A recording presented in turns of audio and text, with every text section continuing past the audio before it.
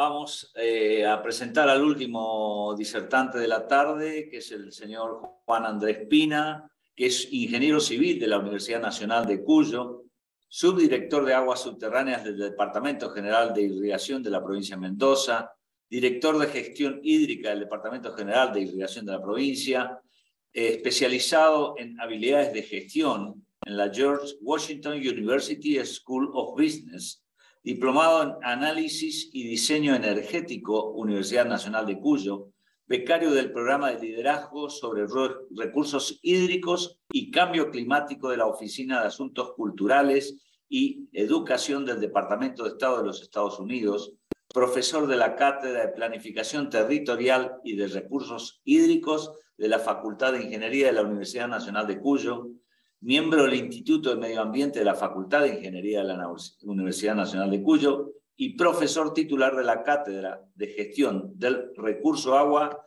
de la Universidad de Congreso. Adelante, Juan Andrés, con tu exposición. Bueno, yo me voy a abusar, no del tiempo, sino de estar último, porque voy a utilizar algunos de los conceptos que ya han vertido todos mis antecesores. Entonces, esto, para entrar en tema, antes de hablar del agua de Mendoza, quería hacer una reflexión. Si todos, obviamente, en la escuela primaria nos enseñaron este ciclo hidrológico, ¿bien? La realidad es que este ciclo hidrológico pocas veces lo vamos a ver, y si alguien lo ve me avisa, porque me encantaría verlo, porque hoy es muy difícil que nos encontremos con esto. Lo más lógico y lo más normal es que nos encontremos con esto. Bien, entonces este ciclo hidrológico, que va a ser el que nos va a tocar gestionar, administrar, o en el cual nos va a tocar desarrollarnos, básicamente muestra las interferencias que hemos causado nosotros, o sea, el hombre en el medio ambiente. Y también muestra otro factor muy importante, que son las relaciones que hay entre los distintos actores de este sistema hídrico. Bien, entonces, si pensamos en las interferencias que hemos causado en este medio ambiente, nos referenciamos a a gran parte de lo que nos ha comentado Víctor y a gran parte de lo que nos comentaba Coco cuando hablaba de la afectación de la calidad del agua. Bien, entonces nosotros en este ambiente es donde nos toca desarrollarnos y donde nos toca tratar de alcanzar la mayor cantidad de desarrollo que podamos tener en un marco sostenible. Bien, o sea, tratando de reducir los impactos, por lo menos de modo de que sean no irreversibles. Bien, entonces, en este marco es donde nos toca resolverlos. ¿Y ese marco cuál es? Bueno, las herramientas que tenemos es, por ejemplo, el marco legal. El marco legal que nos comentaba el doctor Musino es quien nos marca la cancha en la cual nosotros nos podemos desarrollar y podemos resolver estas diferencias o estas interacciones entre los actores, y donde podemos tratar de mitigar o minimizar los impactos que vamos a tener nosotros con el medio ambiente. Entonces, bueno, aprovechaba las presentaciones anteriores para hacer un poco de resumen y darles un marco. Nada, la hidrología de Mendoza y su oasis. Yo voy a ir un poco rápido porque quizás nos interesa charlar un poco más. Los otros son números, pero todas estas son cosas que sabemos todos. Pero, por ejemplo, empezar a pensar, como ya hemos visto también, la pequeña porción de la provincia que realmente utilizamos. Y después, cuando vemos en la cantidad de población, vemos que gran parte de la población de Mendoza está en la cuenca del río Mendoza, con lo cual vemos que esta relación o este impacto que vamos a tener sobre una de nuestras cuencas quizás es mucho más significativo que en otras. Y ahí vamos a tener que ver bien cómo son los usos del agua y cuáles son las competencias que pensamos a tener entre esos usos que también los nombraba Coco. Y si vemos a grandes rasgos los usos del agua, podemos ver que a nivel macro, el 86% del agua de la provincia lo usamos para el uso agrícola, pero sabemos que el abastecimiento poblacional tiene prioridad. ¿Bien? Ahora, ese abastecimiento poblacional, que a nivel macro es un 6%, en el río Mendoza está cerca del 18% en un año medio. Ahora, si vamos a las situaciones que hemos tenido en los últimos años, eso pasa al 35%. Entonces, el 35% del agua del río Mendoza va al abastecimiento poblacional. Bien, con lo cual es muy distinto hablar a este 6% global. Vemos que una de las cuencas tiene una altísima presión con respecto al abastecimiento de la población, que es sumamente prioritaria. Bien, siempre le vamos a abastecer el agua a la población y básicamente cuando ustedes vean por ahí que diciendo hay problemas de agua potable porque hay crisis hídrica, miren, la verdad que eso es mentira, porque pocas veces vamos a encontrar un sistema que esté resguardado por 60.000 hectáreas. La vez que le falte 1 litro de agua a la población, se lo vamos a sacar a la agricultura y se lo vamos a dar a la población. Y el día que le falten 2 litros, le vamos a sacar 2 litros y se lo vamos a dar a la población. Entonces, el abastecimiento mayorista está garantizado y tiene prioridad. Después tenemos que discutir si en función de la eficiencia y en los niveles de consumo que tiene la población, si esa demanda es infinita. Bien, punto muy importante para discutir. Si seguimos avanzando y vemos algunos números, vemos que la disponibilidad hídrica provincial media, histórica, era del orden de 4.600 metros cúbicos, perdón, hectómetros año, de los ríos que usamos. Acá no está metido el Río Grande. Si lo distribuimos por los habitantes, nos da 2.300 metros cúbicos por habitante por año. Ahora, si nosotros vamos a la cuenca del río Mendoza, esa división nos queda en 1.000 metros cúbicos por habitante por año. Hay referencias internacionales que dicen que si estamos por debajo de los 1.500, esa zona está en una condición de estrés hídrico. Bien, entonces, vuelvo a decir la importancia que tiene el uso del abastecimiento poblacional en la cuenca del río Mendoza, sobre todo por la gran presión de la población. Algunos números macro, vamos a ir pasando, no quiero aburrirlos con tablas, pero tenemos cerca de 55.000 usuarios, 146 inspecciones de cauce, 13.000 kilómetros de canales, de los cuales el 10% esté impermeabilizado. Bien, si bien podemos decir que los grandes canales matrices, donde circulan los grandes volúmenes, están todos impermeabilizados, también queda bastante por hacer. Con respecto al agua subterránea, tenemos unas 120.000 hectáreas que utilizan agua subterránea, de las cuales la mitad la utiliza en forma exclusiva y la otra mitad en forma complementaria. Bien, sobre esto podemos pensar que gran cantidad de las perforaciones que hoy están vigentes en la provincia, que en realidad hay 17.000 inscritas, pero se usan entre 9.000 y 9.500 por año, gran cantidad de esas perforaciones se otorgaron sin que tuviéramos estudios y conocimientos sobre nuestros acuíferos. Bien, los primeros estudios los empieza el INA, pero las inversiones fuertes, que fueron estudios también del INA, aparecen en el año 2000. Hay estudios anteriores, bien, de la década del 70 empiezan los primeros estudios, pero en profundidad, ya en esas décadas se otorgaron el 40% o el 50% de las perforaciones que hoy están funcionando. Bien, y si hoy vemos en algunas de las cuencas más complejas que tenemos, como el Valle de Uco, los estudios importantes arrancan en el año 2000 y al año 2000 teníamos el 85% de las perforaciones que hoy están activas ya estaban otorgadas. O sea, habíamos entregado una gran cantidad de nuestro recurso hídrico y todavía no sabíamos cómo era la dinámica en los acuíferos. Bueno, esto es algún mapa con respecto a la utilización del agua subterránea, lo cual muestra que hoy hay 3 grandes zonas de restricción: el Valle de Uco, la subcuenca del Carrizal y una fracción en la zona de Montecaseros. La existencia de zonas de restricción, a mi entender, básicamente habla de una falta de planificación. ¿Bien? O sea, significa que nos faltó pensar en cómo usar el agua y hoy tenemos que ver muy en claro cómo nos vamos a proyectar hacia el futuro. Con respecto a las superficies cultivadas, podemos decir cerca de 315.000 hectáreas, de las cuales hay 248.000 que se abastecen de agua superficial y 60.000 de agua subterránea exclusiva. De esas 248.000 hay otras 60.000 que utilizan perforaciones para suplir el déficit superficial.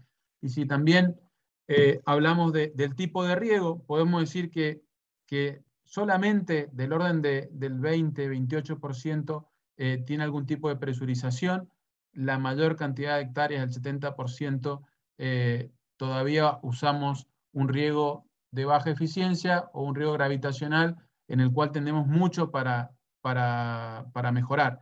Yo no quiero demonizar el riego por surco. Sí creo que no podemos permitirnos un riego por surco que sea altamente ineficiente. El riego por surco tiene que ser la transición para llegar a una tecnificación de un riego por goteo. Pero mientras tanto llegamos a esa tecnificación que requiere una inversión importante del orden de unos $3.500 por hectárea, más una demanda de energía, ¿bien? Mientras tanto, no podemos tener un surco de un 15, un 20% de eficiencia.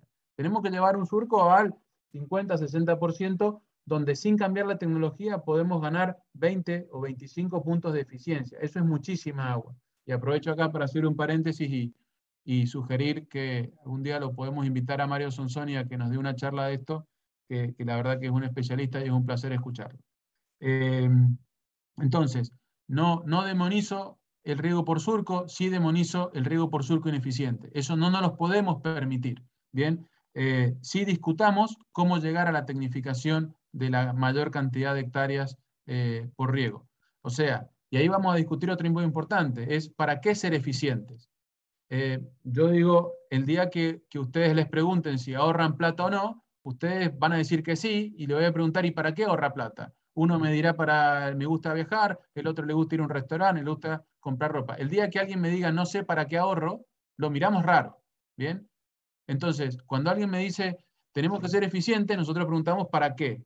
El día que no nos sepan de responder para qué tenemos que ser eficientes con el uso del agua, bueno, preguntémonos si estamos haciendo las cosas bien o mal. Tenemos que tener muy claro para qué ser eficientes, porque podemos tener muchas alternativas. ¿Queremos ser eficientes para regar más hectáreas? Perfecto. ¿Queremos ser eficientes para regar lo mismo con menos agua? También. ¿Queremos ser eficientes para regar con menos extracción de agua subterránea y reducir los costos de energía? También. Bueno, pero hay que tenerlo muy claro. Y después, si quieren dar para otra charla un poco más álgida, es ¿qué vamos a regar? ¿Qué vamos a regar? ¿Cuál es la producción a la cual vamos a destinar nuestros metros cúbicos de agua? ¿Qué rentabilidad tiene puesto un metro cúbico de agua en una vid de baja rentabilidad, en una vid de mayor rentabilidad, en una pastura que quizás consume más agua pero hoy es más rentable, en un cultivo anual que se utiliza por riego por goteo y se exporta a Brasil el ajo? Discutamos también para qué queremos ser eficientes y qué queremos regar. Bueno, rápidamente les paso los pronósticos. Esto es, la verdad que no es de las noticias más alentadoras que nos gustan dar, pero bueno, estamos todos con condiciones de sequía, algunos sequía severa o sequía extrema. Acá lo importante para recalcar es que cuando tenemos una crisis hídrica de un año, quien está afectado es el río. Cuando ese periodo se extiende, quien se afecta es el sistema. Entonces, aprovecho esta foto antes de cambiar de tema, es ese sistema que se abastecía de nieve en cordillera y esa nieve se derretía y formaba rollitos que llegaban a un río, esa nieve también pasaba a infiltrarse en ese medio fracturado que vemos al fondo y escurría y se infiltraba por medios sedimentarios y alimentaba acuíferos, arroyos, manantiales, vertientes. Bueno, después de 10 años, todo ese escurrimiento y ese drenaje profundo tampoco está. No es solamente el río. Entonces, después de 10 años, quien entra en crisis es el sistema. Entonces, tenemos que pensar que los ríos que teníamos antes ya no existen más. Nuestros sistemas hídricos han cambiado. La nieve que cae hoy cae en un sistema distinto donde nuestras estadísticas también nos las tenemos que replantear. Bien, estamos viendo estos años que nuestros caudales de invierno, que son los caudales de base, que es una referencia importantísima para el pronóstico, están teniendo mínimos históricos. ¿Bien? Nuestras secciones de aforo empiezan a estar fuera de rango. O sea que tenemos una situación bastante complicada.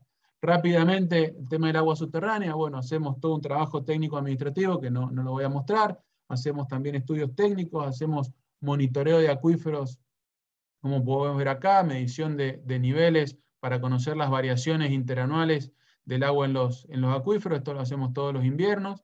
Hacemos también estudios hidroquímicos, ahí lo veía Daniel Guzmán que nos acompaña, que hizo un gran trabajo el año pasado y el anterior en el estudio hidroquímico de la cuenca del río Tunuyán Superior. También hacemos relevamientos de los usos del agua subterránea, Daniel también participó en esto. Acá, por ejemplo, les muestro rápidamente la cantidad de perforaciones del Valle de Uco, las que están activas, inactivas, las que son surgentes, los que las propiedades que riegan exclusivamente con agua superficial o que también hacen uso de un derecho de agua subterránea, los tipos de riego, ¿bien? Entonces, no en todas las zonas, pero vamos avanzando con estos proyectos que nos permiten conocer cómo usamos el agua. Bien, entonces nosotros en alguna de las cuencas ya sabemos quién riega en forma gravitacional, quién tiene una parte presurizada o no, y quién tiene todo presurizado, o todo tecnificado, para el caso de los pivots, con un riego por aspersión. Entonces, bueno, esto es importante porque tenemos que empezar a conocer cómo usamos el agua. ¿Bien? Parte fundamental de poder elaborar balances hídricos de los acuíferos. Es conocer las recargas, que es bastante difícil, pero conocer en detalle cómo usamos las extracciones. Bueno, acá hay algunas imágenes de los estudios hidroquímicos. En esto trabajó Daniel, como les decía. Otros estudios importantes que estamos llevando a cabo con mucho esfuerzo y nos cuesta bastante es estudios de recarga. Bien, esto, y vuelvo a un comentario que hacía recién cuando hablaba Víctor de las soluciones basadas en la naturaleza. Ok, tenemos que ver, cuando haya una disponibilidad de agua, esta agua viene de un ahorro, de una tecnificación, de un proyecto muy interesante que es el Arroyo Villegas-La Pampa. El excedente de agua, nosotros decimos, miren, lo que se infiltraba antes acá recargaba el acuífero. No es todo ahorro de agua y cultivemos más. Y nosotros eso no devolvemos una parte del acuífero, hacemos una afectación con nuestra propia obra. Entonces generamos la primer celda de recarga y estamos monitoreando cómo es la mejor forma de usarla. Rápidamente, Coco también hablaba de los efluentes.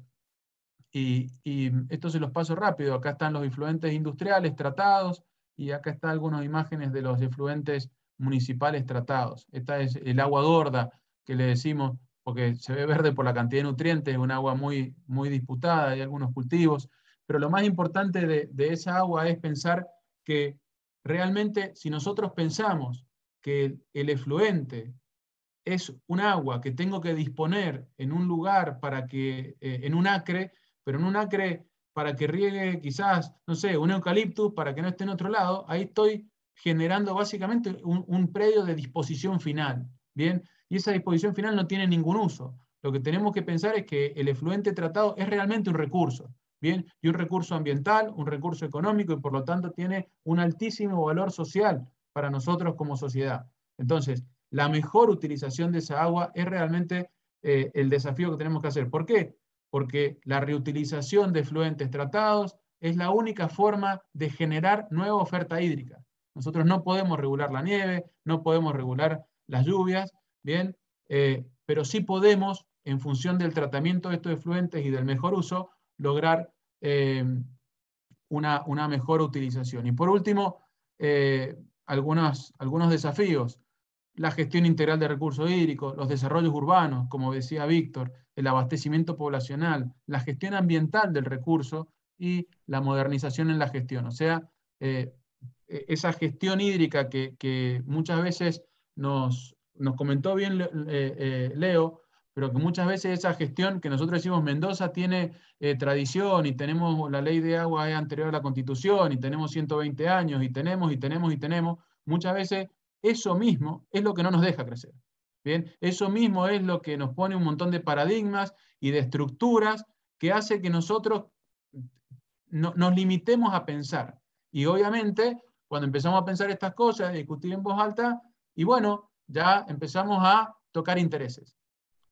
Obviamente cada uno tiene su interés. Lo que tenemos que pensar es que el interés del otro no es que sea ni malo ni bueno, solamente es distinto. Entonces pensemos bien en que hay que ver cómo los conciliamos. También podemos pensar mal de que tiene otros intereses y tendrán sus motivos. Entonces, ahí es donde vuelvo al principio, a la imagen de ese sistema hídrico que realmente donde estamos, y nuestro rol como gestores es gestionar interacciones. Gestionar interacciones con el sistema natural, bien, porque el sistema hídrico, pensarlo solamente como hídrico nos quedamos cortos, hay que ir un paso más allá, pensándolo como un sistema natural. Entonces tenemos que gestionar nuestra interacción con este sistema y nuestra interacción entre actores. ¿Quiénes somos actores? Bueno, yo me toca circunstancialmente ahora ser actor de la institución que le toca administrar el agua. Bueno, otro actor es la academia, otro actor son los centros de investigación, donde está Víctor, donde está Coco, otro actor son los privados, bueno, con Mario trabajamos muchísimo, entonces, ¿cómo es nuestra interacción? Tenemos que relacionarnos, tenemos que tener claro hacia dónde vamos, qué herramientas contamos para poder modernizar lo que es la gestión del recurso hídrico. Bueno, no mucho más. Espero haber estado más o menos bien en tiempo, fui un poco rápido, pero eso era un poco lo que quería compartir con ustedes. Muy claro, Juan Andrés. Bueno, abrimos nuestros micrófonos para saludarlo a Juan Andrés por toda su presentación y su exposición. Gracias. En virtud del tiempo, pasamos a las preguntas, por favor. Adelante, Victorio. Bueno, Juan Andrés, bueno, felicitaciones, muchas gracias por la presentación. Y bueno, lo hago extensivo también a quienes te precedieron, porque fue muy interesante para mí escucharlos a los cuatro, con cada uno con su tema, pero un tema que no conozco así en profundidad. Una pequeña pregunta. Cuando Leonardo habló de la parte de legislación, bueno, yo me hacía la imagen de lo que era toda aguas superficiales. Para el tema de aguas subterráneas, digamos, todo lo que él dijo sigue valiendo o como, no sé, ¿se aplica igualmente la parte legislativa? Bueno, si está Leo ahí, si puede, si quiere explicar un poquito más ese tema. Está muy buena esa pregunta y es un desafío nuestro en materia de aguas subterráneas. Perfectamente pueden existir inspecciones de cauces o comunidades regantes de uso mancomunado del agua subterránea. No hay conformadas inspecciones de cauces en la provincia sobre uso mancomunado de agua subterránea. Me animo a decirlo que nos perdimos una oportunidad muy linda de hacerlo si las cosas se hubieran hecho bien en el Departamento de Irrigación con los pozos de Agrelo. ¿Por qué digo esto?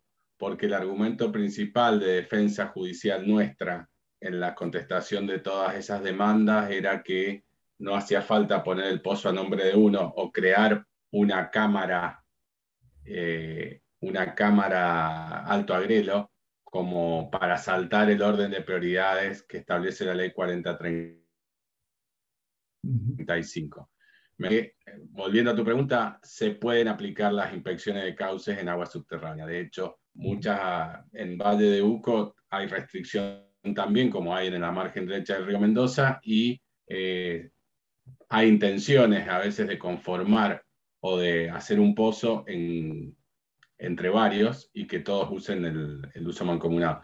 Obviamente eso tiene una limitación técnica que Juan lo puede explicar mejor que yo, o sea, cuánto podemos regar con un pozo. Por eso es que generalmente es un pozo por cada titular. Pero bueno, no sé si contesto tu pregunta. Se puede usar para las inspecciones de cauce. De hecho, lo prevé la ley 4035. Bueno, gracias, Igual, Leonardo. Digamos, Adelante, como Víctor. aporte, yo no sería un defensor de esa figura. A mí no me gusta mucho. Vamos a polemizar acá en público, pero No, tal cual, yo, si lo sabemos, lo sé, Juan, lo sé. técnicamente, o sea, yo desde mi experiencia y Legalmente mi se puede, análisis, técnicamente no. no, o sea, obviamente se puede técnicamente, sí, por supuesto, se puede hacer cualquier cosa, no hay ningún problema. Ahora, si usted me dice si yo opinaría favorablemente a replicar la figura de la inspección de cauce en acuíferos, yo le diría que no, ni remotamente, por distintos conceptos. Cuando uno, el regante es parte de un club, ¿bien? Si viene poco, recibe poco, si viene más, recibe más, bien, es parte de un canal, está esa estructura que se regula, podremos decir que siempre se puede hacer mejor, sí, porque me robó el agua, se cayó un perro, se me robaron una compuerta, lo que sea, bien, pero es parte de una estructura que está regulada y el agua se reparte en la cabecera del canal, bien, entonces el acuífero es otro concepto. Entonces, estamos sacando de la fuente. Yo, pues, estudiando este tema, porque a los abogados les gusta y cada tanto vienen con esas ideas de, che, hagamos un consorcio. ¿Entendés? Y entonces yo estudio algunos casos de España y no veo que haya funcionado. Y lo pude ver en California, en donde le doy un ejemplo rápido, me tocó una beca interesante participar y ver distintos niveles. Entonces venía el gobierno federal, que era como Dios Padre Todopoderoso, y le decía, nosotros le hemos bajado tantos millones de dólares al gobierno de California para que implemente un plan de gestión de agua subterránea. Y después el gobierno de California decía, nosotros, como dice la GIR, que las decisiones las tiene que tomar el usuario, se lo hemos bajado a los condados. Y venía la gente del condado y decía, esto, me bajan plata, el condado es más chico que el acuífero, no tengo capacidades de gestión, quieren que yo administre, que haga un consorcio de usuarios, me dan los millones. O sea, yo veo que es complicado. Es complicado porque además un pozo por cada uno, todos van a ser, o sea, yo no la veo. Juan, se va a complicar. Salvando las Gracias, diferencias. Juan. Adelante, Víctor, con el aporte que puedes hacer. Me gustó la polémica, yo iba a emitir opinión también. Yo le doy más la derecha a Leonardo, pero está buena la discusión. Yo me quería referir a, primero felicitarte, Andrés, me gustó mucho la charla. Cuando hablabas de que luego de 10 años de sequía el sistema entero se afecta, el acuífero entero y las vertientes son afectadas, quería consultarte si irrigación tiene estudiado el porcentaje de aporte de los glaciares al flujo base. A ver, linda polémica.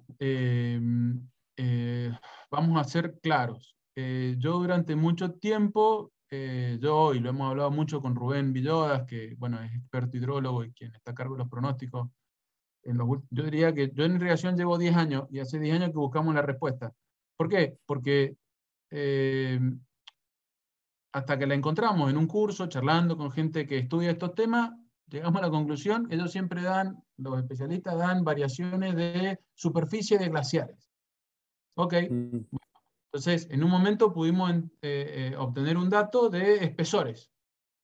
Ok, pérdida de espesores, superficie, tengo volumen. En tanto tiempo, dijeron, se perdió tanto espesor y tanta superficie. Entonces, ok, ese volumen en tantos años. Nosotros nos tomamos el trabajo de hacer unos números y distribuir ese volumen a los derrames de los ríos. Ok, en un año pobre hídricamente ese volumen rondaba el orden del 5%. 4 te iba a decir, sí. Bien. Entonces, a ver, yo creo que los glaciares, o lo que pasa con los glaciares, es un grandísimo indicador ambiental. ¿Bien? No es menor lo que está pasando. Es gravísimo que haya una reducción de glaciares en ese tema. Ahora, nosotros no vivimos de los glaciares. Nosotros vivimos de la nieve. Nuestra caja, nuestro flujo de caja depende de la nieve. No depende de la lluvia y no depende de los glaciares. Entonces, obviamente, si me dicen que cayó menos nieve o que cayó menos glaciares, y el glaciar es mucho más interesante para la tapa del diario que la nieve. ¿Entendés? Y la lluvia también. Coincido totalmente. Hasta ahora, hay otras posturas que hablan de un 30, un 40%. Y remotamente. Es muchísimo. Ojo, claro.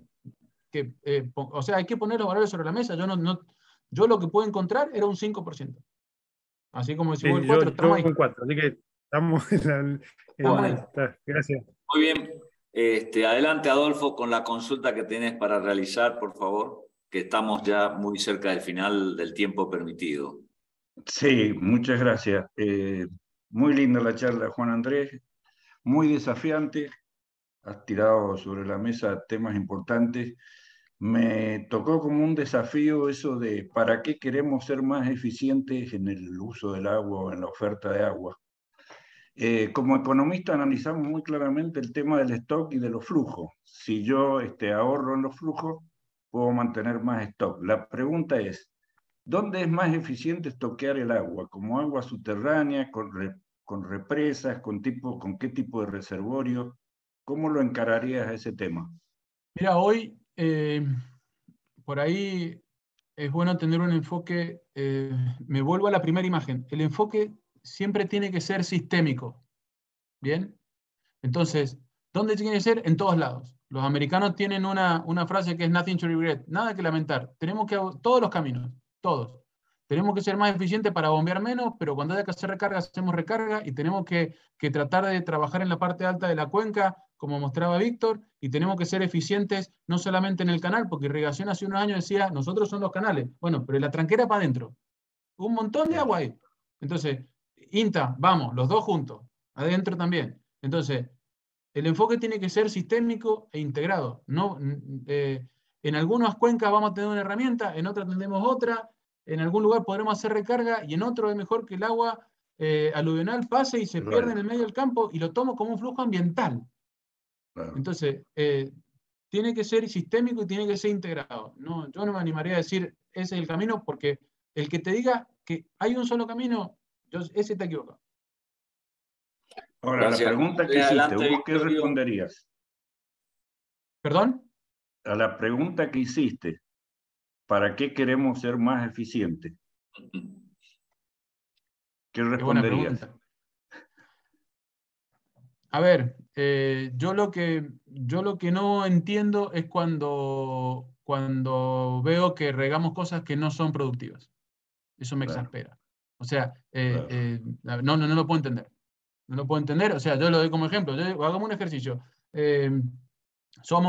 Yo les cuento que hay un país del mundo en el cual regamos 30.000 hectáreas, que después viene el gobierno y tiene que poner una plata para sacar un vino del mercado, para estabilizar el coso, para los stocks y no sé qué. Digo, estamos locos. O sea, estamos regando 35.000 hectáreas de un producto que no tiene valor. Lo nuestro es psiquiátrico. Sí, tal cual. Entonces, no es que todos los años agarramos una buena cantidad de plata y el gobierno le invierte en eso para estabilizar un mercado de un producto que no tiene valor. No, además de poner millones de pesos que podrían ir a las escuelas, a los policías, a las maestras, a lo que quiera, además de poner millones de pesos, encima los regamos. Estamos viendo pasturas con pivot que usan más agua. ¿Y cuál es el problema? Si esa pastura está ampliando la matriz productiva. Entonces, Claro. a ver, a mí lo que nos debería quitar el sueño es usar el agua lo mejor posible. Y cuando es lo mejor posible, no es solamente ser eficiente. ¿Bien? Entonces, es sacarle la máxima rentabilidad y productividad a la gota de agua. Ojo, y si decidimos que esa gota de agua vaya como regreso al ambiente, fantástico, pero decidámoslo. Entonces, yo le doy un ejemplo y termino. En Estados Unidos me tocó estudiar el tema de Tucson y Phoenix, y yo me reía porque Phoenix están a 40 kilómetros, como de acá a San Martín. Y yo veía que Phoenix se parece mucho a Mendoza, con unas costaneras, con pasto y las casas con jardines, y Tucson no. Tucson es como si fuera La Rioja, Catamarca, ciudad baja, marroncita, casi no hay pasto, no hay árboles. Bien. Y los de Tucson dicen, no, porque nosotros vivimos del desierto. Y yo pensaba, che, qué bueno estos tipos, cómo tienen pensado las cosas, y aquellos qué mal. Yo en el fondo pensando, preguntando, estudiando un poco el tema, digo, ¿por qué qué mal? El problema somos nosotros que no lo hemos decidido y lo hacemos sin decidirlo. Tucson pone la plata donde la quiere poner, yo quiero tener casa con jardines y pileta. ¿Y cuál es el problema? Pero lo decidieron. Nosotros hacemos las cosas sin decidir. Las hacemos porque las hacemos. Víctor hablaba de los loteos en el Pedemonte. Un descontrol, no era ni Las Heras, no era Luján, apareció el Pérez Guilú, 11 kilómetros de urbanización, 8.000, 5.000, no sé cuántas familias, y ahora tiene que ir el Estado a hacerle cloaca, agua, una cosa de loco. Entonces, no decidimos las cosas, hacemos las cosas impulsivamente, sin planificación, lo mismo que le decía con la cantidad de pozos, y así no va, y así no va a ir. O sea, como si nos sobrara plata. Exactamente. Bueno, vamos a darle un aplauso a todos los participantes y dejo la parte final a cargo de Raúl Pía, que es uno de los...